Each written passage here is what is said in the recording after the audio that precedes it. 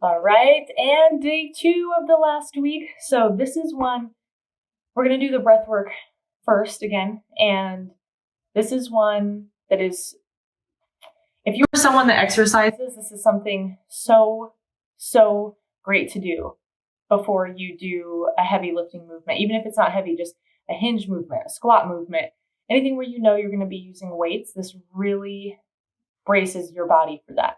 It gets everything aligned. It gets your core engaged, your pelvic floor ready to go and strong. So, and if you've also had a baby recently, this is another really good one to do for that.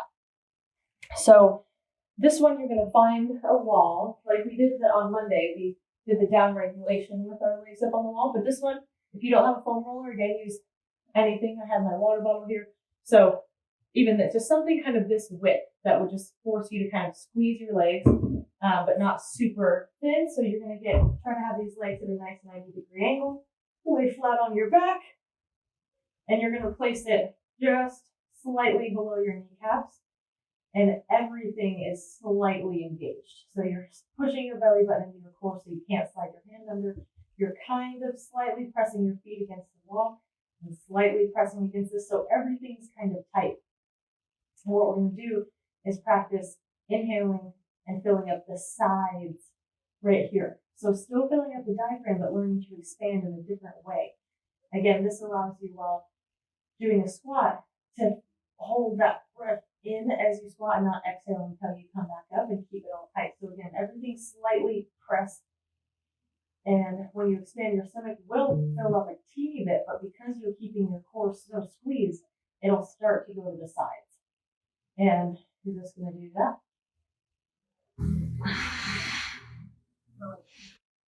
I really encourage to place your hands like this, like you're standing there with your hands on your hips, and really focus on breathing into that. Again, this is so good for realigning everything and bracing that pelvic floor. So really take your time on this and notice how everything feels, and get comfortable with, again, if you're doing a squat, that's what's actually happening during a squat, is so everything being engaged, but still trying to make room for the breath. And this will really get you guys prepped for that. I can't stress enough how much I love this exercise with your breath work. And for anyone with lower back pain, again, you're just increasing the strength and stability of this whole region, your whole core. So it's incredible. And then to follow up with that, we are going to do a hinge and a squat movement. So it's going to be single leg deadlifts. This is a nice balanced one, and again, a core one. Just for easier balancing purposes, if you do have a weight, use it, or just something to, even your water bottle you can fill up, or something that's just like a few pounds to kind of keep you balanced and hold it in the leg that's being kicked back. But a normal deadlift, would look like this. Nice hinge, straight back up. A single leg, you're just going to kick one leg straight back as it just moves with your hips. So if you're here, chest is high, inhale, tight core.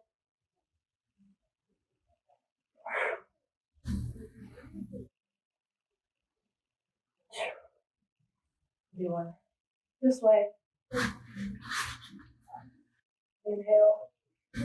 Pop those hips back. Now again, as you drop, this leg just goes with the hip, so it just naturally comes up while that one stays down. And then elevator squats.